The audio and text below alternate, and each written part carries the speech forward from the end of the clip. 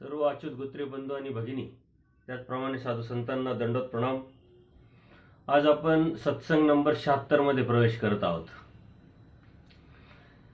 आतापर्यंत आपण वेगवेगळ्या विषयाबरोबर चिंतन करत असताना त्यातील समज, गैरसमज आणि आलेले प्रश्न यावरती प्रमाणबद्ध चिंतन करण्याचा प्रयत्न केला। त्यातून अनेक सद्भक्तांपर्यंत आपण पोहोचलो।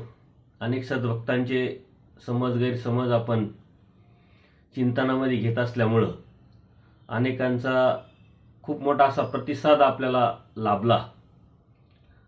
मागील सत्संगामध्ये आपण आंतरदीक्षा या विषयावरती चिंतन केल्यानंतर त्या सत्संगाला उत्स्फूर्त असा प्रतिसाद लाभला। कारण अनेकांच्या मनातला तो प्रश्न, त्यावरती चिंतन, त्यावरती आपण प्रमाणबद्ध विचार केल्यानंतर समज आणि गैरसमज आणि संभ्रम यातून बाहेर पडण्याचा प्रयत्न केला। अनेक सद्भक्तांचे त्यावरती फोन आले। यूट्यूबवरती हा सत्संग लोड झाल्यानंतर एका दिवसात 150 ते 200 लोकांनी तो ऐकला आणि त्यातून खूप असा प्रतिसाद आपल्याला लाभला। खरं म्हणजे आपला सत्संग घेण्याचा उद्देश जो आहे तो अत्यंत निर्मळ, स्वच्छ आणि सरळ आहे। जे नामधारक आहे, जे वासनिक आहे, सर्वसामान्य नामधारक ते अभ्यासाला लागलेले आहेत आणि त्या अभ्यासातूनच अनेक साधू संतांबरोबर जोडलेले गेले असल्यामुळं आज लोक सर्व जागरूक झालेले आहे आणि त्यातून अभ्यास करायला सुरुवात करत असताना अनेक वेगळे विचार, मतमतांतर हे आपल्यापर्यंत पोहोचल्यामुळे एक संभ्रमाची अवस्था निर्माण होत असते। काय खरं, काय खोटं हे जाणून घेण्याचा उत्सुकता आणि जाणून घेण्याची इच्छा ही प्रत्येकाचीच असते आणि यातून आपण यथार्थ ज्ञानापर्यंत जाणं हे गरजेचं आहे। आणि म्हणून आपण या सत्संगातून प्रत्येक गोष्टीचा उहापोह करत असतो।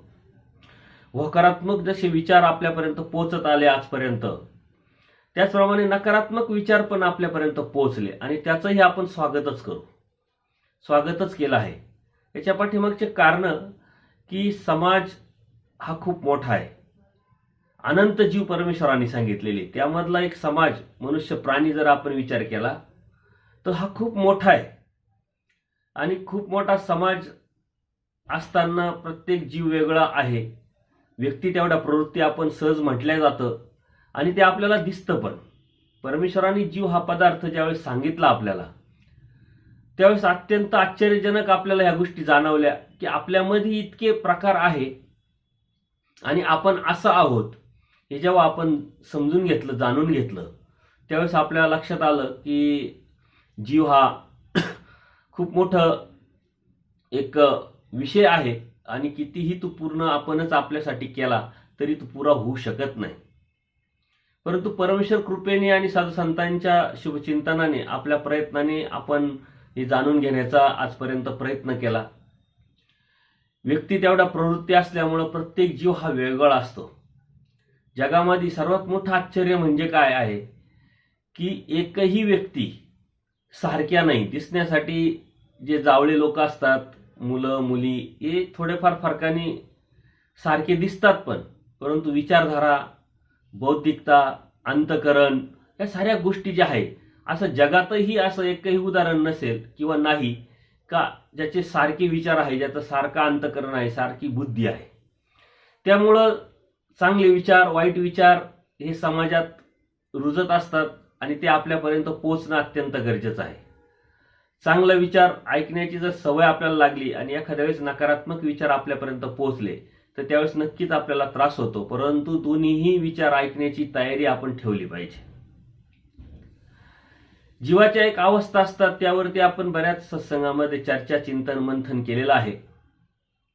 मूळ अवस्थेमध्ये जीव हा अज्ञानी असतो। अनादि अविद्येने युक्त असलेला, मतित्रयाने बांधलेला हा जीव अनेक दोषांनी युक्त असल्यामुळं तो नकारात्मक विचार करतो आणि ही नकारात्मक विचार करण्याची जीवाची जी संख्या आहे ती खूप मोठ्या प्रमाणात आपल्या आजूबाजूला दिसते।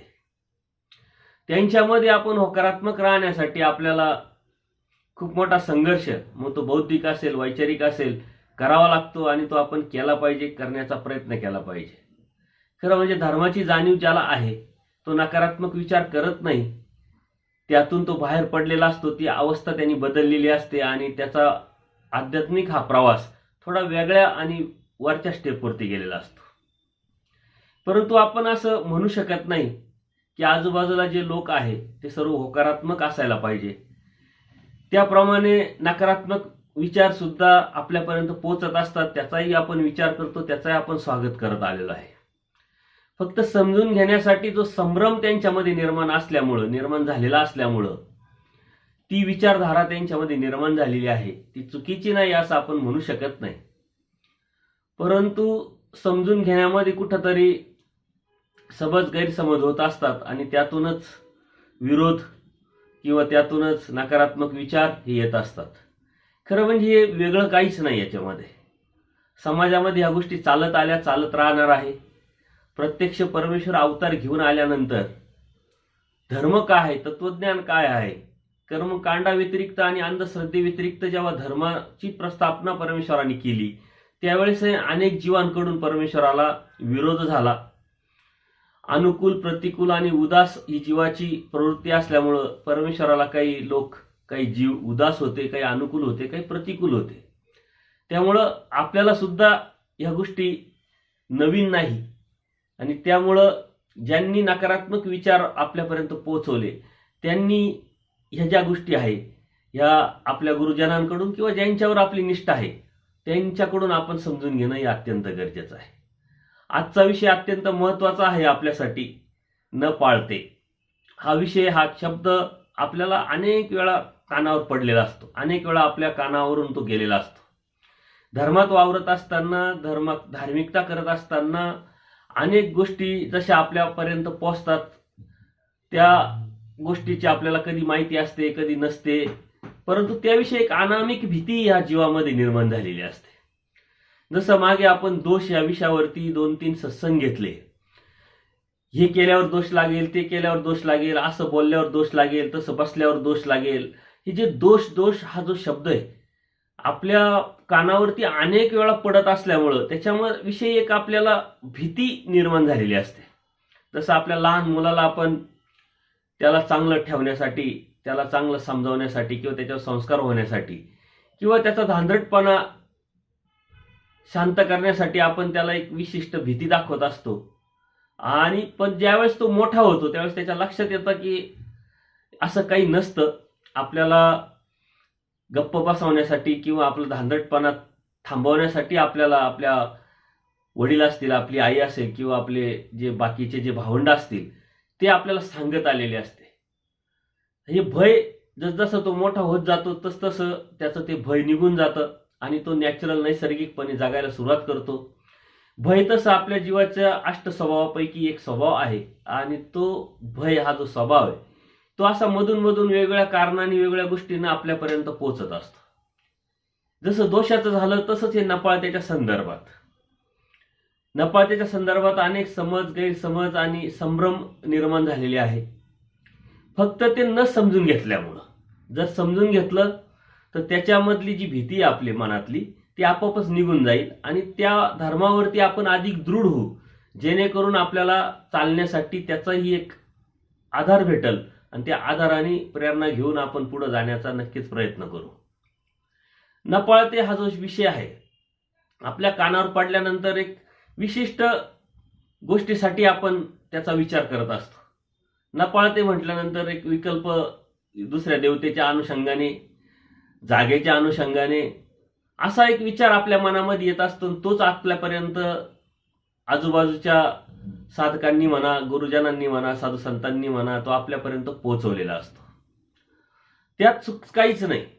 मोजकं आणि अचूक सांगण्याच्या उद्देशाने ते आपल्यापर्यंत पोहोचलेलं असतं. पण अधिक चिंतन जेव्हा केलतो तर न पाळते या शब्दामध्येच आपल्याला त्याचा अर्थ कळतो. जे पाळावायचं नाही, जे करावायचं नाही त्याला न पाळते म्हणायचंय. का जे करण्याचं नाही विषय किंवा करण्याचा ठिकाण नाही किंवा बोलण्याचा विषय नाही तर तो जो विषय आहे तो न पाळते. त्याच्या विरुद्ध जर घेतलं करण्याचा विषय जो आहे ते पाळतं. म्हणजे विधी आणि अविधी हा विषय जसा आपण समजून घेत असतो, विधी म्हणजे करण्यासाठी परमेश्वराची प्रवृत्तीने, परमेश्वराच्या कडेने, परमेश्वराच्या आचारा विचारा आणि तत्वसिद्धांताने परमेश्वरापर्यंत पोहोचण्यासाठी जे केले जातं त्याला विधी आपण म्हणत असतो. आणि अविधी म्हणजे जे परमेश्वराच्या पर्यंत पोहोचण्यासाठी जे आपल्याला अडथळे निर्माण होत असतात, ज्यातून आपण धर्मापासून दूर जाऊ शकतो, परमेश्वरापासून दूर जाऊ शकतो, किंवा आपल्याला त्याच्याविषयी एक संभ्रम निर्माण होऊ शकतो, अशा गोष्टीला नपाळते म्हणतात. तर ही आपण समजून घेत नसल्यामुळं आपल्याला त्याच्याविषयी एक भीती निर्माण होत असते. तर आपण त्यावरती आज चिंतन करणार आहोत. थोडक्यात तुम्हाला त्याच्या व्याख्या सांगितल्या. जे पाळायचं नाही, जे करायचं नाही ते नपाळते आहे. परंतु आज गैरसमज होऊन काही लोकांनी वार जे आहे आपले सोमवार, मंगळवार, बुधवार असे नपाळते वार पण ठरवून टाकलेले. बुधवार हा नपाळत्याचा वार आहे, शनिवार हा नपाळत्याचा वार आहे, किंवा दिशा ही नपाळती दिशा आहे, किंवा जागा ही नपाळती आहे. तर ह्या ज्या गोष्टी, हा जो भीती आहे मनामध्ये, ते कितपत योग्य आणि कितपत अयोग्य याचा आपण जर विचार केला तर त्यातला जो फोलपणा आहे तो आपल्याला लक्षात येईल. खरं म्हणजे आपण ज्यावेळेस रस्त्याने जात असतो, मनुष्य म्हटल्यानंतर, जीव म्हटल्यानंतर एक विशिष्ट आकृती आपल्या समोर एक लहानपणापासून आपण पाहत आलेलो असतो. 2 डोळे असतात, 2 काने असतात, एक नाक असतं, तोंड असतं, 2 पाय, 2 हात, अशा पद्धतीची एक आकृती मनुष्याची आपल्या समोर असते. ना आपणही तसंच असल्यामुळं आपल्या डोक्यामध्ये त्या गोष्टी पक्क्या झालेल्या असतात. आता आपण मनुष्य आहे आणि आपण रस्त्याने जात असताना अनेक मनुष्य आपल्याला दिसतात, पण आपण प्रत्येकाला दंडवत घालत नाही, प्रत्येकाला नमस्कार करत नाही. कारण का? तर तिथं ओळख नाही, संपर्क नाही, संबंध नाही, त्यामुळे संवादाचा विषय येत नाही. आपण आपल्या कामात जात असतो, आपल्या प्रवासात असतो, अनेक लोक आपल्या आजूबाजूला जात असतात, येत असतात, त्यांचा आपला काही संबंध नसल्यामुळे ना त्यांच्यापासून आपल्याला भीती वाटत असते, ना आपल्यापासून त्यांना भीती वाटत असते. एक नैसर्गिकपणे आपण प्रवास करत असतो, ते पण जात असतात, आपण पण जात असतो, करत असतो. तसंच परमेश्वराच्या धार्मिकतेमध्ये धर्म सांभाळत असताना आपण जर आपला धर्म समजून घेतला, जाणून घेतला, आणि आपला धर्म भला आपण भलो असं म्हणून जर आपली धार्मिकता जर आपण करत राहिलो, तर ह्या ज्या बाकीच्या ज्या गोष्टी याच्यापासून भीती बाळगायचं काही कारण नाही. रस्त्याने जात असताना अनेक माणसं आपल्या समोर येत असतात, पण तरीही आपण ते टाळण्याचा प्रयत्न करतो. त्यांच्या अंगावर आपण जात नाही, त्यांना आपल्या अंगावर घेत नाही, आपण आपला आपला रस्ता कापत असतो, जात असतो. तशाच पद्धतीनं धर्म सांभाळत असताना जो विधी परमेश्वराने सांगितलेला आहे, जी आचार प्रणाली परमेश्वराने सांगितली, जी विचार प्रणाली परमेश्वराने सांगितलेली आहे, ती पाळणं ही आपली ड्युटी, आपलं कर्तव्य आहे. आणि त्या पाळण्यातूनच परमेश्वरापर्यंत आपण पोहोचू, याची जाणीव करून घेणं, याचं ज्ञान समजून घेणं, ही आपली ड्युटी, हे कर्तव्य आहे, म्हणून ते आपण करत असतो. त्या व्यतिरिक्त काय करायचं नाही आपल्याला. ते केल्याने आपल्या धर्मामध्ये आपल्याला बाधा येईल, ते केल्याने आपल्या परमेश्वराच्या रस्त्यावरती आपल्याला अडथळे निर्माण होतील, किंवा या परमेश्वराच्या धर्मातून आपण बाहेर फेकल्या जाऊ, आपलं अहित होईल, आपलं नुकसान होईल. ही गोष्ट म्हणजे नपाळती असते. मग आता विशिष्ट ठिकाणच फक्त नपाळत असू शकतं का? जर आपण विचार केला, आचाराच्या सूत्रांमध्ये, आचार मालिकेच्या सूत्रांमध्ये, किंवा विचार आणि विचार मालिकेच्या सूत्रांमध्ये जर आपण गेलो, तर असे कितीतरी सूत्र आपल्याला दिसतील की जे परमेश्वराने आपल्याला करायला लावलेले नाही. मग ते सूत्र करायला लावलेले नाहीये, तर ते नपाळते असू शकत नाही का? मग ते पाळायचं नाही म्हणजे करायचं नाही आपल्याला. त्या अनुषंगाने आपण विचार करायचा, त्या अनुषंगाने आपण चिंतन करायचंय. हे करत असताना आपण जागेच्या अनुषंगाने पण चिंतन करणार आहोत, व्यक्तीच्या अनुषंगाने सुद्धा आपण चिंतन करणार आहोत. एखाद्या व्यक्तीपासून आपल्याला मनामध्ये एक भय निर्माण होत असेल, एखाद्या व्यक्तीविषयी प्रवास करत असताना आपल्या मनामध्ये शंका येत असेल, त्याच्याबरोबर राहून आपल्याला जर स्वस्थता लाभत नसेल, तर ती व्यक्ती आपल्यासाठी नपाळती, हे लक्षात घ्या. परंतु सर्वच जीव तसे नाही, आणि ती प्रत्येक नजरेमध्ये, प्रत्येक व्यक्तीच्या संदर्भात आपल्यामध्ये ती नजर तयार करणं हे अत्यंत चुकीचं आहे. तो धर्म सुद्धा नाही, तो धर्माचा आचार सुद्धा नाही. एक उदाहरणादाखल तुम्हाला मी सांगितलं की नपाळतं म्हणजे काय, की जे पाळायचं नाही, जे करायचं नाही, ज्याच्यापासून आपल्या धर्माला वागत असताना, धर्म करत असताना, धार्मिकता करत असताना बाधा येत असते, ते आपल्यासाठी नपाळतंय, मग ते काही असू शकतं. आणि म्हणून जर आपण परमेश्वरांनी सांगितलेले सूत्र याच्यावरती नजर मारू किंवा अभ्यास करू, सूत्रपाठ वाचन करत असताना आपल्या लक्षात येईल का असे कितीतरी सूत्र आहे जे परमेश्वरांनी आपल्याला करण्यासाठी नाकारलेले आहे. आणि त्याचा आपण जर विचार केला तर अशी कितीतरी सूत्र आहे. उदाहरणादाखल आपण काही सूत्र घेणार आहोत, ते आपल्यासाठी नपाळते. त्याच्या व्यतिरिक्त जे परमेश्वरांनी विधी करायला लावलेला आहे, परमेश्वराच्या भक्तीमध्ये जे परमेश्वरांनी सांगितलेलं आहे, त्या आचाराने परमेश्वराच्या भक्तीपर्यंत आपण पोहोचणार आहे. आपली धार्मिकता शेवटात जाणार आहे, आपलं हित होणार आहे, परमेश्वर प्राप्ती होणार आहे, ते आपल्यासाठी पाळतंय. आणि म्हणून आचार न पाळता पाळता असू शकतो, विचार न पाळता पाळता असू शकतो, तत्व सिद्धांत न पाळता पाळता असू शकतो, विधी अविधी न पाळता आणि पाळत्यामध्ये बसू शकतं. एखादी विशिष्ट जागा, विशिष्ट ठिकाण, विशिष्ट व्यक्ती सुद्धा पाळता आणि न पाळतो होऊ शकते. फक्त ती दृष्टी आपली, कुशलता आपली असली पाहिजे, ती व्यावहारिक बुद्धी आपली असली पाहिजे की आपल्यासाठी काय योग्य आहे आणि काय अयोग्य आहे. त्या संदर्भात परमेश्वराने आपल्याला काय सांगितलेलं आहे, काय बजावलेलं आहे आणि काय नाकारलेलं आहे, ही गोष्ट ज्ञानाची असल्यामुळं आपण जेव्हा अभ्यास करू, आपण जेव्हा त्याचं चिंतन करू, वाचन करू, तेव्हा नक्कीच आपल्या ह्या गोष्टी लक्षात येतील की ही गोष्ट आपल्याला परमेश्वराने नाकारलेली आहे. ज्यावेळेस एखादा साधक आहे, एखादा नवीन जीव असतो, त्याला तुमच्या माध्यमातून परमेश्वर कृपेने तत्वज्ञान कळतं आणि तो नामधारक होतो, म्हणजे उपदेशी होतो. त्याच्यासाठी सर्व देवी देवता ह्या ज्या आहे वर्ज तो करतो, त्याग करतो, देवी देवतेची भक्ती सोडतो आणि परमेश्वर मार्गाला लागतो. त्याच्यासाठी अगदी प्राथमिक स्वरूपाचं पाळता आणि न पाळता आपण त्याला समजून सांगत असतो. गुरुजन सांगत असतात की सकाळची संध्याकाळची देवपूजा कर, स्मरण कर, कधीतरी स्थानावर जा, कधीतरी क्रिया कर, ही त्याच्यासाठी पाळता आहे, त्याच्यासाठी तो आचार आहे.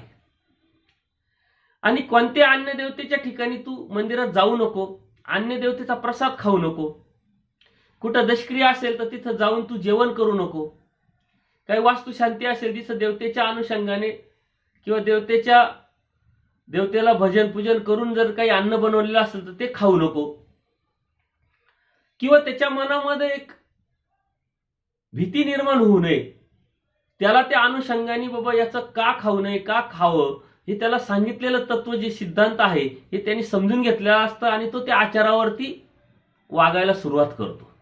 त्याला ते कळतं की आपल्याला यातच हित आहे. गोष्ट सर्वसामान्य असतात, छोट्या असतात, परंतु त्याच्यासाठी त्या पाळत्या आणि नापाळत्या असतात, हे लक्षात घ्या. म्हणून आपण जे पाळतो तो धर्म असतो, जे न पाळतो तो अधर्म असतो, आणि जो अधर्म आहे तो आपल्यासाठी नापाळता आहे. म्हणून जसजशी आपली अवस्था बदलत असते तरीही पाळता नपाळत्यामध्ये काही बदल होत नसतो. तोच नामधारक नंतर अभ्यास करायला लागतो, त्याची अवस्था बदलते, तो वासनिक अवस्थेत येतो, तोच वासनिक नंतर दीक्षित अवस्थेत जातो. परंतु त्याच्यासाठी देवता भक्तीचा जो त्याग आहे तो कायमचाच असतो, त्याच्यासाठी ते नपाळतच असतं. किंवा कुठ विशिष्ट ठिकाणी जिथं अन्य देवतेच्या अनुषंगाने काही पदार्थ असतात ते न स्वीकारणं, हे नामधारकासाठीही, वासनिकासाठीही, साधू संतांसाठीही आचार असतो, ते त्यांच्यासाठी सर्व पाळता असतं. दुसऱ्या मंदिराच्या ठिकाणी जाऊ नये, तिथं प्रसाद खाऊ नये, हे नामधारकालाही, वासनिकालाही आणि परमेश्वर भक्त जे आहे, साधू संत जे आहे, त्यांना सर्वांनाच ते लागू असतं. आणि या अनुषंगाने आपण विचार करायचा आहे. आचार आणि आचार मालिकेमध्ये जेव्हा आपण जातो त्यावेळेस या संदर्भात आपल्याला अधिक स्पष्टता निर्माण होत असते. आचाराच्या जर पहिल्या सूत्रामध्ये आपण जर गेलो तर या आचाराच्या पहिल्या सूत्रात आपण गेल्यानंतर जे त्याग वचन परमेश्वराने आपल्याला सांगितलेले, तिथून जी सुरुवात होते 1 ते 26 वचनापर्यंत, ते आपल्यासाठी परमेश्वराने नपाळते सांगितलेलं आहे. म्हणजे त्याग करायला लावलेला आहे, ते सोडायला लावलेलं आहे, आणि ते सोडत असताना परमेश्वराच्या भक्तीमध्ये त्याची योग्यता कशी वाढेल हे पण परमेश्वराने सांगितलेलं आहे. जसं स्वदेश संबंध त्याज्य, स्वग्राम संबंध त्याज्य, संबंधियांचा संबंध तो विशेषतः त्याज्य. परमेश्वरांनी आचाराच्या पहिल्या सूत्रामध्ये आपल्याला परमेश्वरांनी आचार सांगितलेला आहे. स्वदेश संबंध म्हणजे ज्या ठिकाणी आपण लहानसं मोठं झालो, जन्माला आलो, उठलो, बसलो, त्याचा त्याग परमेश्वर म्हणतात करा. कारण का ते आपल्याला साधना करत असताना ते अडथळे ठरू शकतात, अडचणीला आणू शकतात. संबंधी जे आहे त्याचाही त्याग आणि विशेष त्याग सांगितलाय.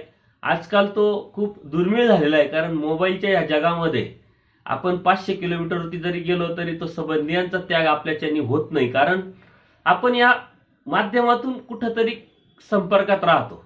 पण एक धर्म भावना, धर्म इच्छा या अनुषंगाने संपर्कात राहणं आणि अधर्माच्या अनुषंगाने संपर्कात राहणं याच्यात फरक आहे.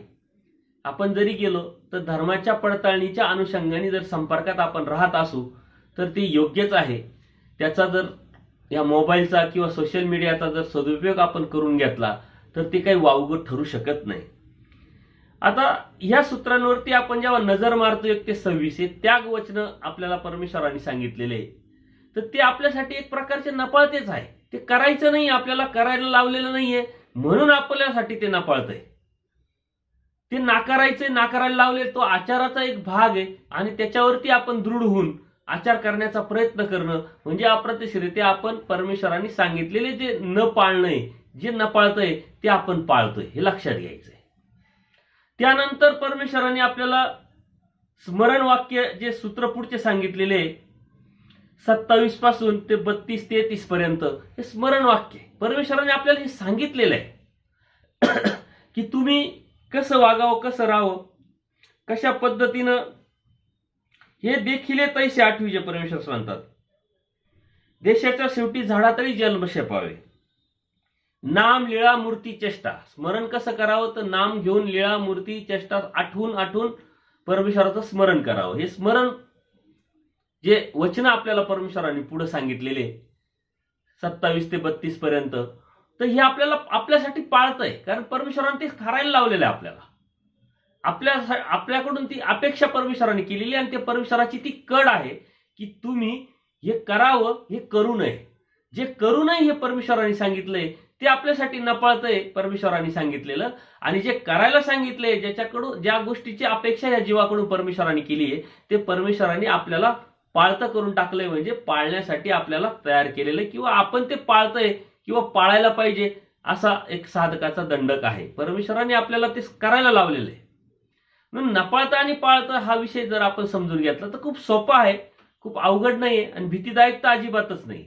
जे करायचंय आणि काही करायचं नाही याची यादी मी तुम्हाला पूर्वीही सांगितली होती की आपण सूत्रपाठाचा अभ्यास करत असताना आज आपण या मिनिटाला, या क्षणाला कोणते वचन पाळू शकतो त्या वचनांची जर यादी वेगळी केली तर कितीतरी सूत्र आजही आपण अशा ज्या ठिकाणी ज्या अवस्थेत आहे ते आपण पाळू शकतो. आणि किती वचन आपल्याला पाळायचे राहिलेले याची यादी सुद्धा आपल्या समोर येऊ शकते. कोणत्याही गोष्टीचा आडाखा किंवा ताळमेळ किंवा सारा लेखाजोगा जर समोर असेल तर आपल्याला कोणती गोष्ट करण्यासाठी अत्यंत सोपी जाते. प्रॅक्टिकल विचार करत असताना जेव्हा आपण धार्मिकता करतो, परमेश्वराचा धर्म सांभाळतो, त्यावेळेस असा नक्कीच विचार केला पाहिजे की आपण काय करू शकतो आणि काय करत नाही आज, आणि आपल्याला भविष्यात काय करायचं आहे. नित्यविधी आणि निमित्तविधीच्या अनुषंगाने आपण याचं चिंतन मंथन केलेलं पण आहे. परंतु अभ्यास करत असताना नक्कीच आज आपण धर्म जेव्हा म्हणतो तेव्हा धर्म काय हे समजून घेत असताना या अनेक सत्संगामधून आपण हे जाणून घेतलेलं आहे की धर्म म्हणजे काय नुसते मंदिरात जाणे, धर्म म्हणजे काय कर्मकांड करणे, विधी करणे नव्हे. धर्म आपण जे बोलतो तो आपला धर्म असतो, आपण कुठं बसतो तो आपला धर्म असतो, कोणाबरोबर जातोय, कोणाला बरोबर घेतोय, हे जे संस्कार आहे तो धर्म आहे. गोड बोलणं हा धर्म आहे. त्यासाठी मंदिरातच जाणं, विशिष्ट ठिकाणी जायची गरज पडत नाही. आणि म्हणून ह्या धर्माच्या अनुषंगाने आचाराचा जेव्हा आपण विचार करतो, धार्मिकतेचा जेव्हा आपण विचार करतो, तेव्हा आपल्या नजरेसमोर नक्कीच असायला पाहिजे की आपण काय करू शकतो, काय करायचं आहे आणि काय करायला पाहिजे. या सारा पडताळा आपल्या समोर जर असेल तर आपल्याला धार्मिकता करणं अत्यंत सोपं होऊन जाईल. हे करत असताना परमेश्वरांनी दुसऱ्याच्या श्रद्धेला कधी हात घालायला लावलेला नाहीये, कारण प्रत्येकाची ती एक योग्यता असते. कर्म जडापेक्षा भक्ती चढ चांग, कर्म वासनेपेक्षा ब्रह्म वासना उत्तम, असं परमेश्वर स्पष्ट आपल्याला सांगतात. एखादा भक्ती जड आहे, अन्य देवतेचा भक्त आहे, तो दररोज सकाळ संध्याकाळ 2-2 तास भक्ती करतोय, त्यालाही परमेश्वराने उत्तम आणि चांगलं म्हटलेलं आहे. एखादा सर्व जगतच ब्रह्म असं जो अद्वैतवादी म्हणतोय, त्याला सुद्धा परमेश्वराने उत्तम म्हटलेलं आहे. त्याच्यामुळे दुसऱ्याचा देव झाला म्हणून तो काय दगडाने हाणून पाडावा का, असं परमेश्वर आपल्याला ठणकावून आणि स्पष्ट पारदर्शकपणे सांगतात. त्यामुळं ह्या बाजू आपण लक्षात घेतल्या पाहिजे की ज्याची ज्याची योग्यता असते, अधिकार असतो आणि त्या अधिकारानुसार तो वागत असतो. आपली परमेश्वर कृपा जास्त आपल्याला असल्यामुळं, आपल्यावरती असल्यामुळं, साधू संतांचं शुभचिंतन आणि आपला प्रयत्न, पाठीमागची जोड असल्यामुळं आपण एक बोधाच्या अवस्थेमध्ये आलेलो आहे. आणि बोध झाल्यामुळं जीव, देवता, प्रपंच आणि परमेश्वर आपल्याला कळालेला आहे, समजलेला आहे, जाणवलेला आहे. म्हणून आपण मात्र कोणाला असं नाव ठेवू शकत नाही किंवा कोणाला कमी लेखू शकत नाही. नपाळता आहे म्हणजे मग ते चुकीचं आहे, ते अयोग्य आहे असं समजू शकत नाही. एखादा देवतेचा भक्त आहे, ते आपल्यासाठी वर्ज्य आहे, पण तो त्याच्यासाठी योग्य आहे. त्याची अवस्था ती असल्यामुळे तो सर्वस्व तिथं त्यांनी समर्पण केलेलं असतं आणि त्या देवतेलाच तो सर्वस्व मानत असतो. म्हणून त्याच्या अनुषंगाने आपल्या मनामध्ये ना भीती असायला हवी किंवा त्याच्या संदर्भात आपल्या मनामध्ये ना कटुता किंवा द्वेष किंवा मत्सर असायला हवा. कारण आपणही कधीतरी त्याच अवस्थेत होतो. देवकृपेने आपण वरच्या अवस्थेत आलोय, याचा अर्थ ते पाठीमागच्या अवस्थेतले हे चुकीचे असं आपल्याला म्हणायचं नाही किंवा म्हणू शकत नाही. आणि नपाळता आणि पाळता करत असताना ही परमेश्वरांनी आपल्याला जे सांगितलेलं स्पष्टता, त्याच्यावरती चिंतन करणं, त्याच्यावरती मंथन करणं हे खूप गरजेचं आहे. कारण आपल्या मनामध्ये एक भीती त्याविषयी निर्माण झालेली आहे आणि त्या भीतीमुळे संभ्रम आणि मनात एक वेगळी भावना आपल्या मनामध्ये निर्माण झालेली आहे. धर्मातला प्रत्येक विषय जो आहे, आपण वेगळे विषय आपण जसं आज हाताळतोय, तर ते विषय परमेश्वराने आपल्याला सांगण्याचं जे केलेलं आहे काम, ते परमेश्वरांनी आपल्याला ते समजून सांगितलेलं आहे. त्यातलं जे मर्म आहे ते सांगितल्यानंतर त्यातली आपल्या मनातली जी भीती आहे किंवा संभ्रम आहे हा निघून जाण्यासाठी सांगितलेलं आहे. ते सांगितलंय म्हणजे संभ्रम निर्माण व्हावं किंवा भीती निर्माण व्हावी याच्यासाठी सांगितलेलं नाहीये. आणि म्हणून ते विषय आपण समजून घेणं हे अत्यंत गरजेचं आहे. परमेश्वर स्पष्ट सांगतं, येथून वारिले ते न कीजे की. परमेश्वरांत जे मी तुम्हाला नाकारलेलं आहे ते करू नका. आणि हे करत असताना आपण या गोष्टीचा विचार केला पाहिजे की परमेश्वराने आपल्याला काय काय नाकारलेलं आहे, काय काय करायला लावलेलं आहे, काय काय करण्यासाठी आपल्याला सांगितलेलं आहे. आपण त्याचा जर विचार करत नसेल तर आपल्या मनामध्ये सतत तो एक संभ्रम कायमचा राहील.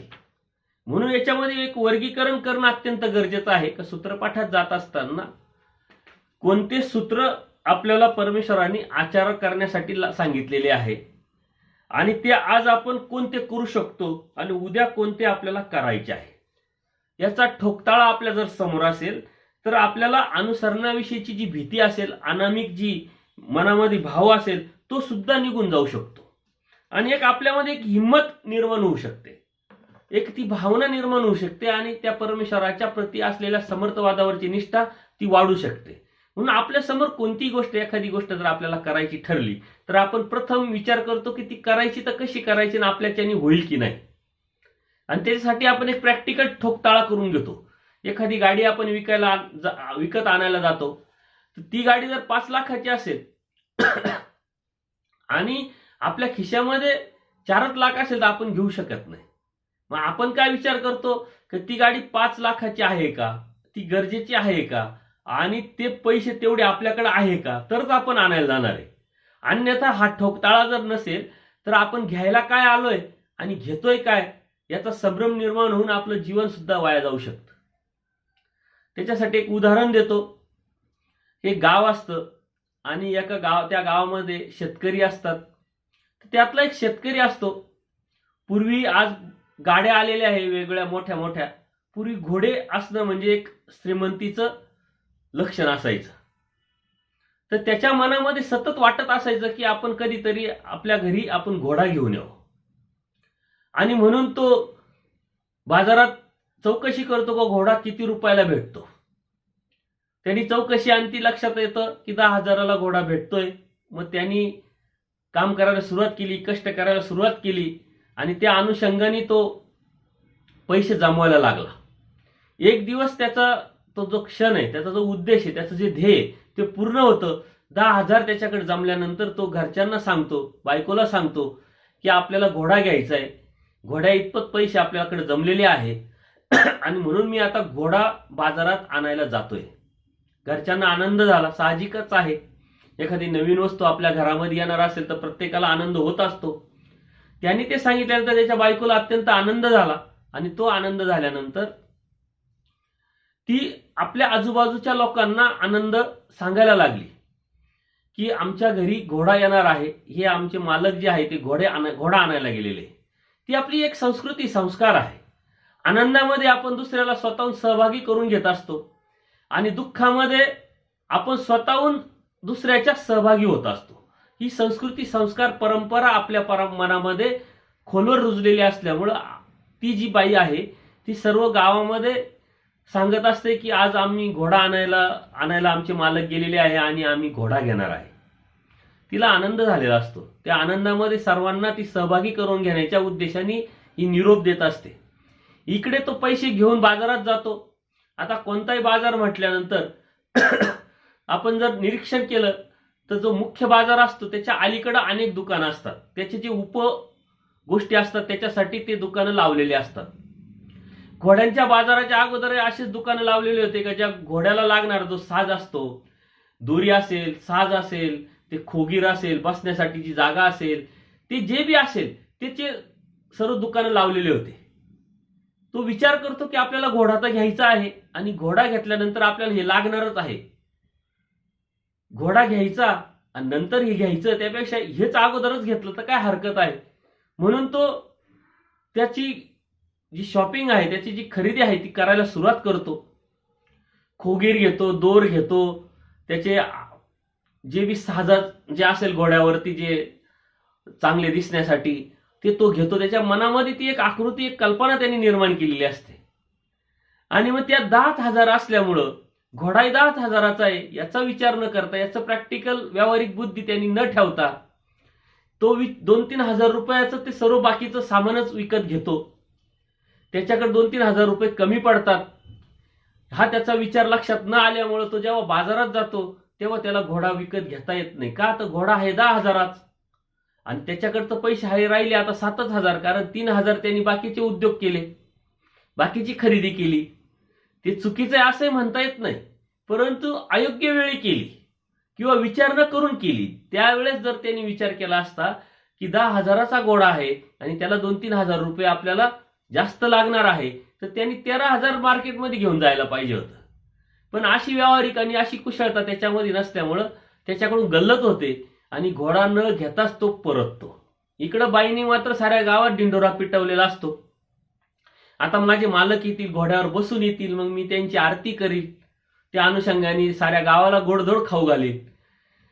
इकडं घोडा न घेतल्यामुळं त्यांनी जे घेतलेले सामान त्याच्या डोक्यावरती त्याला घेऊन इकडं प्रवास करावा लागला.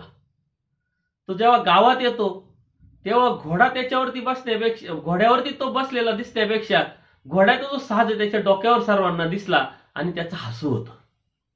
तसंच आपल्या जीवनाचं आहे. आपण घ्यायला काय आलो आहे याचा ठोक ताळा जर आपल्या जीवनामध्ये नसेल, ती व्यावहारिक बुद्धी, ती कुशलता आपल्या जीवनामध्ये नसेल तर आपली नक्कीच फसगत होत असते. आणि अशा व्यवहारामध्ये, अशा कौटुंबिक जीवनामध्ये अशा फसगती आपल्याकडून खूप झालेल्या आहेत. परंतु त्यातून आपण शिकलो पाहिजे. तो अनुभव म्हणून, ते नॉलेज म्हणून, ते ज्ञान म्हणून आपण ते घेतलं पाहिजे आणि ती व्यावहारिक बुद्धी धर्माला उपयोगी लावली पाहिजे. तशी फसगत होऊ नये, कारण अशा फसगती आपल्या अनंत जन्मात, अनंत सृष्टीत होऊन गेलेल्या आहे आणि म्हणून आपण इथं जन्माला आलेलो आहे. आता ती फसगत न होण्यासाठी आपल्याला अत्यंत सावधपणे धर्मतत्वज्ञान सिद्धांत समजून घेऊन, त्याचे कंगोरे समजून घेऊन त्यावरती चालण्याचा प्रयत्न करावा लागणार आहे. आणि म्हणून आपण हे लक्षात घेतलं पाहिजे की आपल्याला काय करतोय, आपण काय करायला पाहिजे आणि काय करायचं आहे याचा ठोकताळ्यासाठी आपण अभ्यास करत असताना नोट्स काढण्याची व्यवस्था आपण केली पाहिजे. शाळेत कॉलेजला जेव्हा आपण शिकत होतो, जेव्हा शिक्षक आपल्याला शिकवतात, तेव्हा notes very I M P आपल्याला ते द्यायचे. आपण ते लिहून ठेवायचं आणि परीक्षेच्या वेळेस बरोबर त्याच्यावरती नजर फिरून आपण परीक्षेला जायचं आणि चांगल्या पद्धतीनं आपण चांगल्या मार्काने पास झालेलो आहे हा अनुभव आपल्या गाठीशी असल्यामुळे इथं सुद्धा आपल्याला तीच व्यावहारिक बुद्धी लावायची. कोणते वचन आज आपण पाळू शकतो ते आपल्यासाठी पाळता आहे, कोणते वचन आज आपण नाकारू शकतो किंवा पाळायचेच नाहीये ते आपल्यासाठी नपाळते आहे, कोणते वचन आपल्याला पुढे भविष्यात पाळायचे आहे, आज आपल्याला काय अडचणी आहे याचा ठोकताळा जर आपण घेतला तर नक्कीच या परमेश्वराच्या कैवल्यदानाच्या परीक्षेमध्ये आपण पास होऊ शकतो आणि चांगल्या मार्काने पास होऊ शकतो. याचा आशावाद निर्माण होण्यासाठी त्यावरती अभ्यास करणं, त्यावरती प्रयत्न करणं, त्यावरती चिंतन करणं, त्यावरती नोट करणं हे अत्यंत गरजेचं आहे. आणि त्याच्यासाठीच हा आपला सर्व अट्टहास चालू आहे. डोमेग्राम येथे असताना परमेश्वर गोविंद धावनी स्तुती स्वीकारू या लीळेमध्ये येथून वारी ते न कीजे असं आचार्यांना स्पष्ट सांगतात.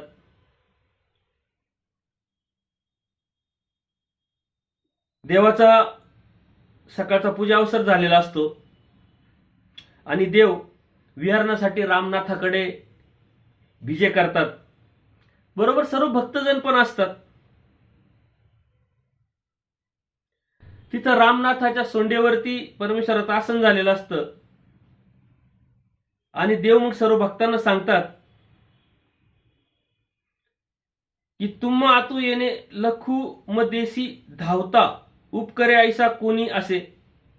तुम्ही लखुदेवाबरोबर धावू शकतो आणि त्यांना धावता धावता हरू शकतो असा कोणी आहे का म्हटले, असं देवाने सांगितलंय.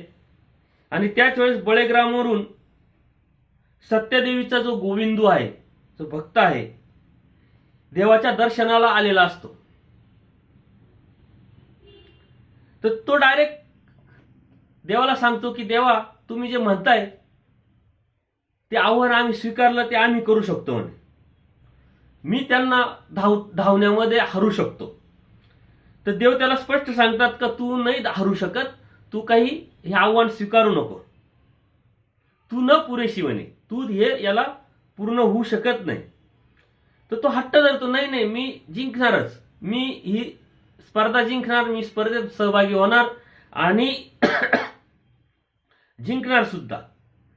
परत देव त्याला सांगतात की तू पुरू शकत नाही, तू धावू शकत नाही किंवा तू जिंकू शकत नाही, तर तू नको गोविंदा म्हणे.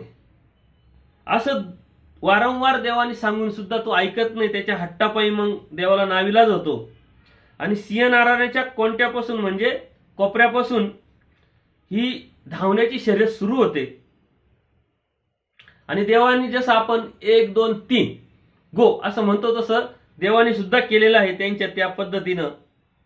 सिंह नारायणाच्या कोणापासून ते धावायला सुरुवात केल्यानंतर ही सर्व भक्त लोक ओरडायला लागतात, धावा धावा, जिंका जिंका, जसं आपण करत असतो. आणि ते त्या मंदिराला जाऊन शिवल्यानंतर परत रिटर्न झाले आता. आणि त्याच वेळेस नेमका ते जे गोविंद आहे त्यांच्या पायाखाली एक दगड येतो आणि ते पडतात, त्यांचा गुडघ्याला लागतं आणि ते पडतात खाली. सर्व लोक म्हणतात अरे गोविंद पडला, गोविंद पडला, आणि ते सर्व त्याच्याजवळ जातात. देव पण जातात. देव गेल्यानंतर त्यांनी त्याला सर्व भक्त लोक त्याला आधार देतात, त्यांना उठवतात आणि त्यांचा जो गुडघा दुखलेला असतो, दुखत असतो, देवानी त्यांचा तो दुखणं कमी करण्यासाठी आपल्या श्रीमुखातली जी पीक आहे, तांबूळ आहे, विडा आहे, त्यातलं ते त्याला लावण्यासाठी देतात. त्यामुळे तो जरा सावध होतो. त्याला जास्त लागल्यामुळे जो बेशुद्ध अवस्थेत जात असल्यामुळं त्याला पीक दिल्यानंतर तो जरा सावध होतो. आणि मग देव सांगतात तुम्हाला तर आम्ही म्हटलं होतं, तुमते म्हणितले की या लखुदेवाशी न पुरा इथून वारिले ते न कीजे की. जर आम्ही तुम्हाला स्वतः सांगतोय का तुम्ही हे करू शकत नाही, तुम्ही करू नका, तरी तुम्ही हट्ट धरताय, आणि तिच्यामुळं ह्या गोष्टी होत आहेत. त्यावरती सारंग पंडित पण तिथं असतात. ते पण मग थोडंसं त्यांचं पांडित्य मिरवतात आणि देव सुद्धा त्याला होकार देतात. परमेश्वराने अप्रत्यक्षरित्या द्वापार युगाचे श्रीकृष्ण महाराज तेच मी कसे आहेत हे त्याला सारंग पंडिताच्या माध्यमातून आपल्या सर्वांना ते सांगतात. या लीळेच्या माध्यमातून सारंग पंडित देवाला म्हणतात, जी जी द्वापारी सरपंची पडिले भीष्मदेवा ते, म्हणजे भीष्मदेव ज्यावेळेस सरपंच जरी पडले होते आणि त्यावेळेस श्रीकृष्ण महाराज सर्व यादवान सहित त्यांना भेटायला गेले, पडताळाला गेले, त्यांनी बीजे केले. अगदी त्याचप्रमाणे तुम्ही इथं या गोविंदाला पडताळायला आले आणि अशा पद्धतीचं ते दृश्य दिसतंय. यावरती देव सुद्धा स्मित हास्य करतात आणि त्यांना सांगतात, काही गा पांड्या पांडित्य मिरवत आहे, वक्तृत्व किजत आहे. तर ते म्हटतात, सारंग पंडित त्यांना सांगतात, ना जी यथार्थ, जे यथार्थ आहे तेच मी म्हणतोय, मी चुकीचं कुठं काय म्हणतोय. सांगण्याचं तात्पर्य असं की परमेश्वर आपल्याला वेळोवेळी सूत्राच्या, आचाराच्या, विचाराच्या माध्यमातून आपल्याला काय गोष्टी आपण करू शकतो, काय नाही करू शकत हे नाकारतात. परंतु आपल्या हट्टापायी आपला अंदाज आपल्याला नसल्यामुळे आपण काही करण्याचा प्रयत्न करत असतो. म्हणून आचारवंत जे साधक आहे ते शोधणी करतात. मग खाण्याच्या संदर्भात, आचाराच्या संदर्भात जे आपल्याला आपल्या प्रकृतीला, आपल्या प्रवृत्तीला, आपल्या विचाराला पेलवल असा आचार ते करण्याचा प्रयत्न करतात. आपणही तो विचार केला पाहिजे की आपली प्रकृती काय, आपली प्रवृत्ती काय, आपली विचारधारा काय, आपलं शारीरिक क्षमता काय, त्याच्यानुसार जर आपण वागायचा प्रयत्न केला तर नक्कीच आपल्याला त्याचं करणं सोपं होऊन जाईल. आपण कधीतरी साधू संतांनी सांगितलं किंवा लीळाचरित्रात वाचलं का बाईस हजार दंडोत घालायचे, आणि आपण लगेच 1000 दंडोत घालायला जर सुरुवात केली तर आपल्याच्यानी होईल का ते? ती आपण संशोधक वृत्ती असली पाहिजे की आपण काय करू शकतो, काय नाही करू शकत. आणि म्हणून जे वारिले, परमेश्वर म्हणता येथून जे वारिले ते न कीजे की, तेच आपल्यासाठी नपाळत आहे. आणि म्हणून त्याच्यावरती आपण विचार केला पाहिजे. असे कितीतरी सूत्र आहे, आता आपल्या समोर खूप सूत्र येतील. अन्यवार्ता न कीजे, अन्यवार्ता म्हणजे जीव, देवता आणि प्रपंचावरती चर्चा करणं ही आपल्यासाठी अन्यवार्ता आहे. आणि ते परमेश्वरांनी नाकारलं. त्यापेक्षा झोपा काढा म्हणे, पण अन्यवार्ता करू नका. आता अन्यवार्ता न करणं हे आपल्यासाठी नपळत आहे, कारण आपल्याला परमेश्वराने ते नाकारलेलं आहे. हे आपण लक्षात घ्या. आता ह्या एका वचनावरून तुम्हाला कितीतरी वचनं तुमच्या डोळ्यासमोर येत असतील किंवा आले असतील. याची जर लिस्ट तुम्ही केली तर नपळतं आणि पाळतं यातला नेमका फरक आपल्याला नक्की लक्षात येईल. अज्ञानातली 145 जी लीळा आहे परमेश्वराने त्यावरती खूप असे वचनांचं आपल्याला सांगितलेलं आहे की जे आपल्याला परमेश्वराने किंवा साधकांनी कसं वागावं, कसं राहावं त्याच्यासाठी नपळतं करून टाकलेलं आहे. आणि ते आपल्यासाठी नपळतं आहे आणि तिथून आपण ते न करणं हे अत्यंत महत्वाचं आहे.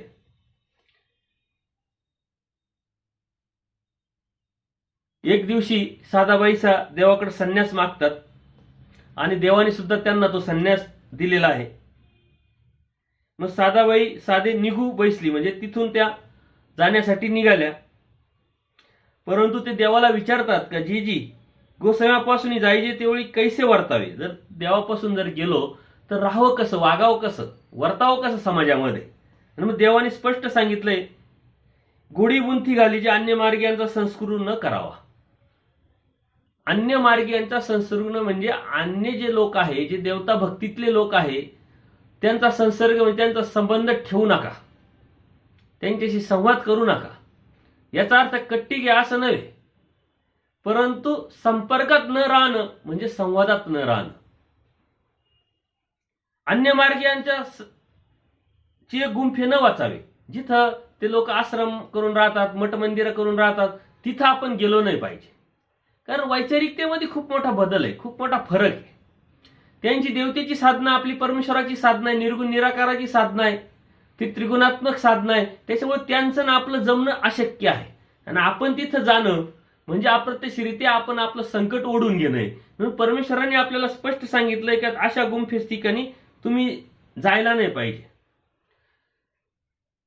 इतर देवतेच्या ठिकाणी जे आहे ते देवळं जे आहे त्या देवळाच्या निद्रा न कीजे, अति आसू स्थानी नसावे, अशी कितीतरी सूत्र. एका झाडाची सवे न होय, एका स्थानाची सवे न होय, भोगस्थानी न बैसावे, अशा आचार, लेपाचा देवळी न बैसावे, अशा आचाराच्या माध्यमातून परमेश्वराने जो आचार प्रणाली सांगितलेली आहे ते आपल्यासाठी नपाळत आहे. जर देवाने सांगितलंय दुसऱ्याच्या मंदिरात जाऊ नका, तरी आपण का जायचं? दुसऱ्याच्या मठ मंदिरामध्ये जायचं नाही तर आपण का जायचं? ती आपली विषय व्यवस्था तेवढी परिपक्वता ज्ञानाची जर आपली नसेल तर आपण तिथं विषय व्यवस्था करून जाऊ शकत नाही. आपण आता ह्या ज्ञानात अभ्यास करत असताना काही ठिकाणी समाजामध्ये कीर्तन असतात, वेगळे समाज प्रबोधनाचे प्रवचन असतात, पण ते अन्य देवतेचे असतात. तिथं जर आपली कुशलता जर आपल्याला वापरता येत नसेल, व्यवहारी बुद्धी वापरता येत नसेल, तर आपण आपल्या साधनेमध्ये अडथळे निर्माण करून घेऊ शकतो. म्हणून तिथं आपण टाळायचंय. आपल्याला वाचण्याची आवड आहे म्हणून आपण काही वाचायला जर सुरुवात केली तर त्याहून सुद्धा आपल्यावरती परिणाम होऊ शकतो. तुम्हाला उदाहरणं दाखल अशा कितीतरी कादंबऱ्या आहे. मृत्युंजय ही कर्णावरती कादंबरी लिहिलेली आहे. छावा ही छत्रपती संभाजीराजांवरती कादंबरी लिहिलेली आहे. त्या कादंबरीचे नायकच ते असल्यामुळं त्याचं उदात्तीकरण त्या लेखकांनी त्याच्यात करणं हे साहजिक आहे. परंतु हे वाचल्यानंतर आपल्यावर जर परिणाम झाला आणि आपण त्या नायकांना जर परमेश्वर आणि ती काहीतरी मोठी शक्ती जर समजून लागलो तर आपण विकल्पाला जाऊ शकतो आणि परमेश्वराच्या भक्तीपासून जाऊ शकतो. ही कुशलता आपली असली पाहिजे, व्यावहारिकता आपली असली पाहिजे. पण ती परिपक्वता जोपर्यंत येत नाही आपल्यामध्ये तोपर्यंत आपण हे टाळावं. जसं ज्ञानेश्वरी आहे, दासबोध आहे, कुराण आहे, बायबल आहे, जैनांचं साहित्य, बौद्धांचं साहित्य, असे खूप मोठं साहित्य आहे. पण तुम्ही अगदी कोवळ्या विचारामध्ये असतानाच, नवीनच परिपक्वता नसताना जर तुम्ही हे हाताळायला सुरुवात केली तर नक्कीच तुमच्यावरती परिणाम होईल. म्हणून ते आपल्यासाठी नापळत आहे. तीच परिपक्वता, ही जाणीव जर परिपक्व तुमच्याकडे धर्माची आली तर तुम्ही कोणतेही साहित्य जरी अभ्यास म्हणून वाचन करायला लागले किंवा हाताळायला लागले तर त्याचा परिणाम तुमच्याकडे होणार नाही. उलट तुमची ती शोधक वृत्ती असं शोधत राहील की इथं जे तत्वज्ञान सांगितलं हे तत्वज्ञान परमेश्वराचं काय आहे का याच्यामध्ये. कारण परमेश्वर सांगतात हे सकाळी शास्त्र या शास्त्राशी मिळते, हे शास्त्र काही न मिळे. म्हणजे ह्या शास्त्र सर्व आहे पण हे शास्त्र कुठंच नाहीये. म्हणून जे बी विखुरलेलं आहे, जे विचारधारा ज्या धर्माच्या निर्माण झालेल्या आहे हे परमेश्वराच्या वैचारिकतेत, परमेश्वराच्या तत्वज्ञानातून, परमेश्वराच्या धर्मातूनच गेलेले आहे. कोणीतरी विशिष्ट एखादं तत्व घेतलं आणि त्याच्यावरती विचारधारा तयार केली आणि ती लोकांपर्यंत पोहोचलेली आहे. जेव्हा तुम्ही ह्या ज्ञानाचा परिपक्व अभ्यास कराल तेव्हा त्याचा परिणाम मात्र तुमच्यावर होणार नाही आणि तुमची ती शोधक वृत्ती असं शोधत राहील की इथं धर्माचं तत्वज्ञान, आपलं परमेश्वराचं तत्वज्ञान कुठंतरी काहीतरी आहे का. त्याचा आधार घेऊन आपण ईश्वरज्ञाचा किंवा इतर अन्य लोकांना आपला परमेश्वरी मार्ग किंवा परमेश्वरी धर्म सांगण्याचा आपण प्रयत्न करू. जसं की मी ज्ञानेश्वरीतून अनेक सत्संग घेत असतो, दासबोधातून अनेकांना समजावण्याचा किंवा प्रबोधनाचा प्रयत्न करत असतो. तर ह्या ज्या गोष्टी आहे, ही कुशलता, ही व्यावहारिक बुद्धी जर वापरता येत असेल तरच आपण ते हाताळावं, अन्यथा आपल्यासाठी ते नपाळत आहे हे आपण लक्षात घेतलं पाहिजे. लिंगचिन्ह मुद्रा न होय, म्हणजे इतर जे साधू असतात ते लोकांना आकर्षित करण्यासाठी वेगवेगळे गळ्यामध्ये मोठ्या मोठ्या रुद्राक्षाच्या माळा घालतील, जटा बांधतील, असं काहीतरी वेगळं काहीतरी करतील आणि लोकांना आकर्षित करून आपलं जे साध्य आहे ते स्वार्थपर जीव असल्यामुळे ते करण्याचा प्रयत्न करीत. अशा पद्धतीनं परमेश्वर सांगतात इथल्या साधकांनी ते लिंगचिन्ह मुद्रा न होय. या सूत्राचा वेगळा अर्थ काही लोक पण घेतात की आपण कपडे घालतो हे बी लिंगचे चिन्हचे, त्याच्यामुळे लोक आकर्षित होतात. परंतु आपण परमार्गाचं घेतोय, त्याच्यामुळे त्याचा उद्देश असा नाही की लोकांना आकर्षित करायचंय आणि फसवायचंय. एक नियम आहे, एक परंपरा आहे, त्या परंपरेत बसण्यासाठी धर्माची साधना करत असताना जे जे गरजेचं ते आपण पाळतोय. आता एखाद्या मोठी गाठी गळ्यात घातली म्हणजे काय त्यांनी लिंगचिन्ह वापरलं आणि लोकांवरती प्रभाव टाकण्याच्या उद्देशाने ते करतात का? तसं नव्हे. तर अन्य मार्गाचं जे आहे ते आपण तसा पद्धतीनं ते स्वीकारू नये. त्याच्यासाठी ते आपलं नपाळतच आहे आणि हे आपण विचार केला पाहिजे. आता सूत्र इतके आहे की तरी आपण त्याच्यावरती नजर मारण्याचा प्रयत्न करू जेणेकरून आपल्या लक्षात येईल की आपल्याला काय करायचं नाहीये. आपल्यासाठी काय नापाळत आहे आणि आपल्यासाठी काय पाळत आहे याचा विचार आपण केलाच पाहिजे. ओली बैरव्यास न नेसावे. एक साधकाला परमेश्वराने सांगितलंय ओली बैरव्यास म्हणजे पातळ कपडा. इतका पातळ कपडा घालू नये की जेणेकरून आपलं आतलं शरीर अंग इतरांना दिसत. तर असा पातळ कपडा आपण घालू नये. आजकाल ती एक स्टाईल झालेली आहे आपल्या कर्मराटीमध्ये, परंतु साधकांनी तसं वागू नये आणि ते अत्यंत चुकीचं आहे. ते त्या साधकासाठी नपळत आहे आणि आजही ही गोष्ट आपण सुद्धा पाळू शकतो, त्यात अवघड काहीच नाही. म्हणून आपल्यासाठी ते नपळत आहे. द्रव्य संबंध साक्षी न ठाकावे. जिथं पैशाचा व्यवहार अनैतिक गोष्टी चालत असतील तर अशा ठिकाणी संबंधाला सुद्धा उभं राहू नये साधकांनी.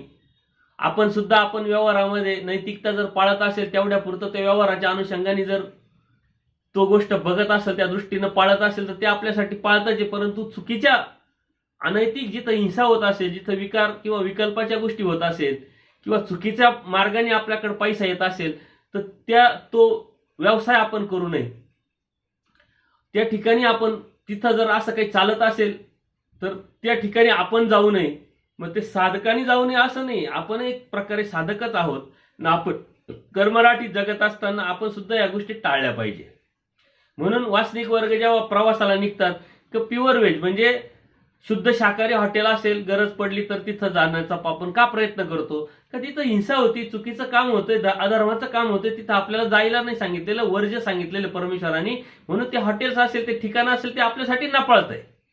ते साधकांनी सुद्धा अशा पद्धतीनं परमेश्वरांनी सांगितल्यामुळं ते आपण पाळलं पाहिजे. क्रय विक्रय नाही करावे. म्हणजे विधी व्यतिरिक्त काही देणं घेणं जे आहे ते आपण करू नये. आता हे साधकासाठी आहे की ज्यांनी त्याग केलेला आहे, तिथं व्यवहाराचा विषय येत नाही, देवाणघेवाणीचा विषय येत नाही. पण ते करत असेल तर ते त्यांच्यासाठी नपाळतं आहे. पाळतं काय आहे की फक्त विधी व्यतिरिक्त आपल्याला देवाणघेवाणीला परमेश्वरांनी परवानगी दिलेली नाही. तर आपण सुद्धा जेवढी गरजेचं आहे आपल्या कुटुंबाला जगण्यासाठी, धार्मिकता करण्यासाठी तेवढाच आपण करावं. खूप मोठी हाव करू नये.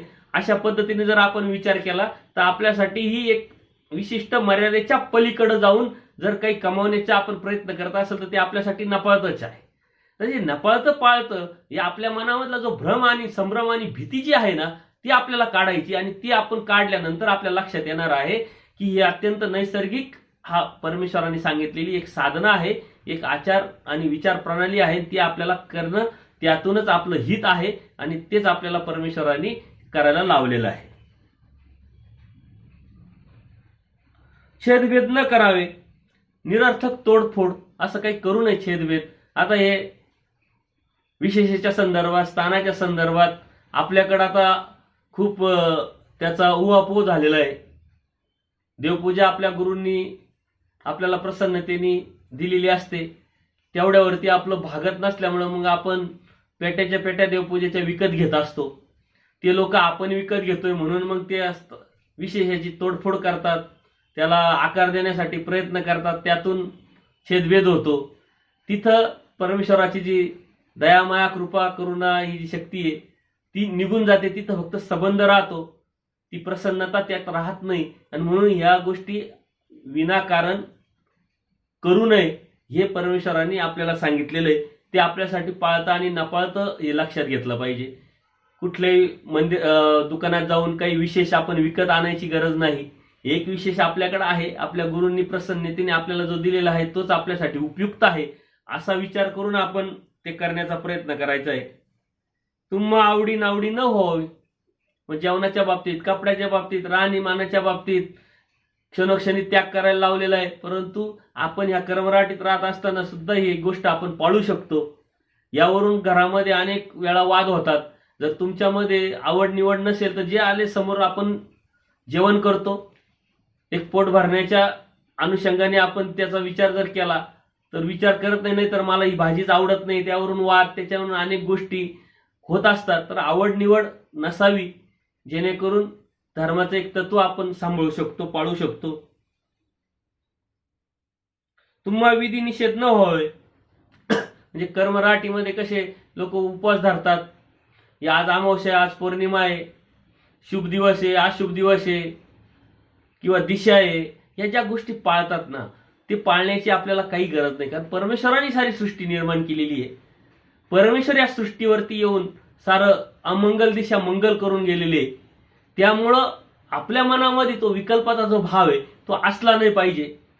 ही ज्ञानाची परिपक्वतेवरती तुम्ही या गोष्टी करू शकतात. नाहीतर आपल्या मनामध्ये आपण परमेश्वराचे मार्गातले आहे, आपण ज्योतिषशास्त्र पाळतो, वास्तुशास्त्र पाळतो, अमावस्या पाळतो, पौर्णिमा पाळतो, शुभाशुभ पाळतो, दिशा पाळतो, मग त्या परमेश्वर धर्माच्या मार्गाला काही उपयोगच राहत नाही. हा सर्व अन्य देवतेचा विधी आहे, तो आपल्याला परमेश्वराने पाळायला नाही लावलेला आहे.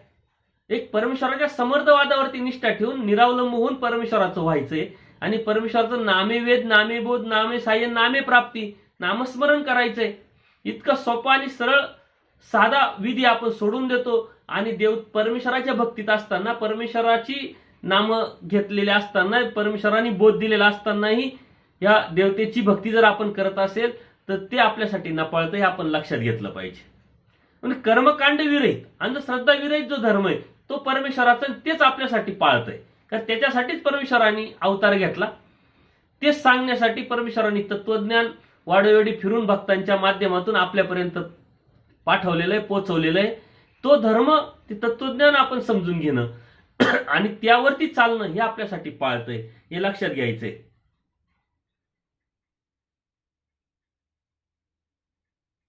परत हे करत असताना ऋतुवैकल्य असतात, सूची असूची असते, परत नीच उच्चपणा असतो, स्पर्श असतो, किंवा स्त्रियांच्या एक मासिक धर्म असतो महिन्यातून एकदा, त्यावेळेस सुद्धा आपण अन्य लोक विटाळ वगैरे पाळतात, धार्मिकता करत नाही, स्वयंपाक करत नाही.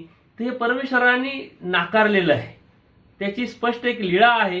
त्या लीळेच्या माध्यमातून या गोष्टी परमेश्वराने स्पष्ट सांगितलेल्या आहे की कोणी एक भक्त देवाला विनंती केलेली असते रात्री की देवा मला उद्या उपार करायचा आहे, आणि त्या उपारासाठी विनंती परमेश्वराने स्वीकारलेली आहे. पण योगायोगाने रात्रीच त्या तपस्विनीला, त्या भक्ताला ती मासिक पाळी येते आणि मग सकाळी ती लांबूनच देवाला विनंती करतात की देवा मी आज विपाराला विनंती केली होती, विनवलं होतं, ते माझ्याने करता येणार नाही. देव म्हणतात का? तर मग ते जेव्हा सांगतात तेव्हा देव स्पष्ट सांगतात, बाई या शरीरामध्ये अनेक नाड्या आहेत. जसा नाकातून शेंबूड येतो तसंच तो एक प्रकार आहे, त्याच्यामुळे ते पाळण्याचं काही कारण नाही. आणि देव स्वतःहून त्यांना स्पर्श करतात आणि सांगतात की आता आमचा अंगठा तर विटाळला, मग आता काय करायचं, त्याला कुठे नेऊन आंघोळ घालायची. तर या साऱ्या ज्या गोष्टी आहे या देवतेच्या आचारातल्या, देवतेच्या विचारातल्या आहे, देवतेच्या भक्तीतल्या आहे. त्याच्यामुळे आपण या गोष्टी पाळायची गरज नाहीये. आणि यातून आपण बाहेर पडणं, अशा पद्धतीची धार्मिकता समजून घेणं आणि ती करायला सुरुवात करणं हे परमेश्वराला अपेक्षित आहे. आणि हा परमेश्वराचा कड आहे, तेच आपल्यासाठी पाळतंय. म्हणून स्त्रियांनी अशा गोष्टी पाळण्याची गरज नाही. यावरती आज समाजामध्ये किती मोठा खल चालू आहे. स्त्रियांना कितीतरी मंदिरांमध्ये प्रवेश भेटत नाही, त्याच्यासाठी कितीतरी स्त्रियांच्या संघटना प्रयत्न करतात, दंगे होतात, कोर्टात जातात, वाद होतो, असेच कपडे घालावेत, असंच राहावं, तसंच राहावं, मासिक पाळीच्या वेळेस मंदिरात येऊ नये, किंवा अशा विशिष्ट वयामध्ये मंदिरात प्रवेश बंद. हे तर सर्व परमेश्वराने मोडीत काढलेलं आहे. त्यासाठी सारंग पंडितांना शिक्षा पण करतात देव की जीव आणि जीवल्या काही वेगळा, तुम्ही जीव आहे आणि बाया काय जीवल्या आहे का म्हटले, तुम्ही आणि ते काही वेगळे आहे का. म्हणजे स्त्रियांना मुक्तीचा अधिकार, परमेश्वर भक्तीचा अधिकार, सर्वच अधिकार परमेश्वराने 850 वर्षापूर्वीच अवतार घेऊन स्पष्ट प्रसंगानुरूप सांगितलेला आहे. आणि तरी आपण भक्ती करत असताना या जर गोष्टी पाळत असेल तर आपण परमेश्वराचे भक्तच होऊ शकत नाही. म्हणून सर्वाधिकार जो आपल्याला परमेश्वराने दिलेला आहे, तो सर्वाधिकाराच्या अनुषंगाने आपण आपला अधिकार समजून घेणं, आपली योग्यता समजून घेणं आणि त्या पद्धतीनं परमेश्वराने सांगितलेल्या तत्वांवरती चालणं हे आपल्यासाठी पाळतंय. जे नाकारलंय, जे करायचं नाहीये ते आपण समजून घेऊन ते केलं पाहिजे. उलट विधी करत असताना जर कमी जास्त झालं, आपल्याच्यानी खूप मोठा विधी नाही करता आला तरी चालेल, पण अविधी आपल्याकडून घडता कामा नये. याचा जसा आपण विचार करतो तसं आपण पाळतं करत असताना जे परमेश्वरांनी सांगितलेली जी तत्व सिद्धांत आचार प्रणाली आहे ती आपल्याच्यानी खूप काही पाळता येत नसेल तर चालेल, परंतु जे नपाळतंय, जे नाकारलेलं आहे, ते मात्र आपल्याकडून कधी झालं नाही पाहिजे. याच्यासाठी तो विषय आपण समजून घेणं हे अत्यंत गरजेचं आहे. जर समजलाच नाही तर ते आपण करणार न करणार हा विषयच येत नाही. म्हणून जर तो विषय समजला आपल्याला, तर मग आपल्या लक्षात येईल की अरे आपल्याला हे नाकारलेलं हे करायचं नाही. आणि म्हणून या गोष्टी आपण खूप बारीकपणे समजून घेतल्या पाहिजे. हे करत असताना हा विषय खूप मोठा आहे. त्याच्यामुळं विशिष्ट सूत्र आपण उदाहरणादाखल का घेतोय की तुम्हाला ते अधिक पटावं, अधिक स्पष्ट व्हावं, अधिक त्या स्पष्टतेतून आपल्याला हा विषय लक्षात यावा. आणि हा जो भीतीदायक खूप मोठा विषय जो आपल्यापर्यंत आलेला आहे, पोहोचलेला आहे, तो अत्यंत नैसर्गिकपणे आपल्याला त्याला तोंड द्यायचंय, त्याच्या पुढे जायचंय. म्हणून आपण हे काही सूत्र उदाहरणादाखल घेत असतो. आज आपण नपाळता या विषयावरती चिंतन करत आहोत. यावरती तुम्ही अधिक चिंतन करा. यावरती 1-2 अजूनही सत्संग होऊ शकतात. अधिक स्पष्ट आणि पारदर्शकपणे त्यावरती आपण खूप खुल्या पद्धतीनं चिंतन करण्याचा प्रयत्न करणार आहोत. यावरती काही तुमचे विचार असतील, योग्य अयोग्य, हे नक्की कळवा आणि त्यावरती आपण पुढच्या वेळेस नक्की चिंतन करू. दंडोत प्रणाम, दंडोत प्रणाम, दंडोत प्रणाम.